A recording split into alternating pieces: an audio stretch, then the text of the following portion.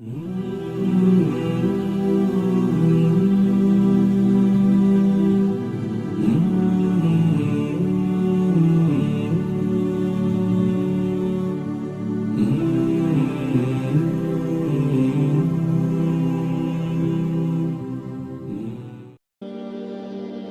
of the biggest diseases of the heart is al-kibr.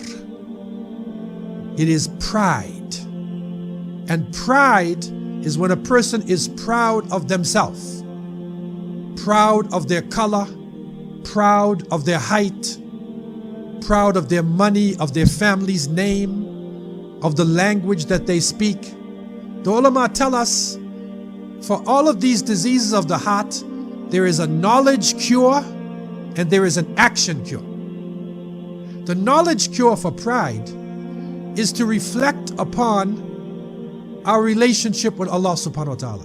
Where did we come from? Look back at the human being. Once we were a tiny clot of blood, right? And now we stand up. People stand up and defy their Lord, right? But where did they start off? You see, very humble. And we come from a humble place. We get strong and then we get weaker and weaker and weaker, and we will return.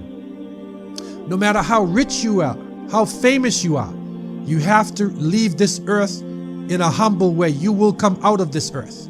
So what are we proud about? So the first thing is understanding who we are.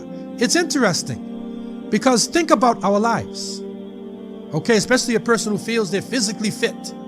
At any moment, you can drop dead on the ground. There are some people who are professional football players, right? Super Bowl that they're ready to play. Gladiators. And then one day he walks on the field and he just drops dead. He just has a heart attack and dies.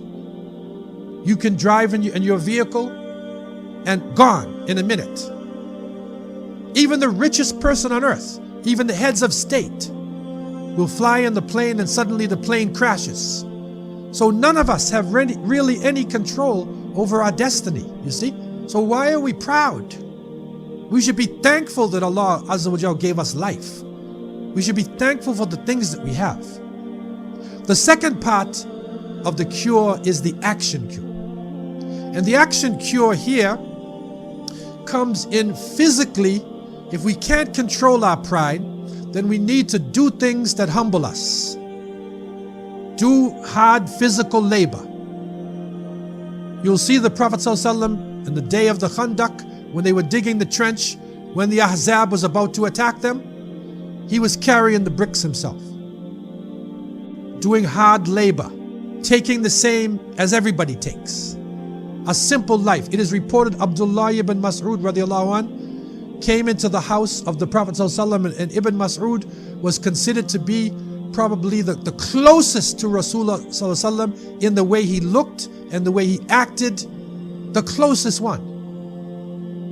And he came inside of the house and he saw the Prophet ﷺ and he saw the marks on his back, and he said, can we not give you a nice cushion or something? Can we do something for you? And he said, no, because we are, never forget, you're a traveler. We are travelers. We are here today and gone tomorrow.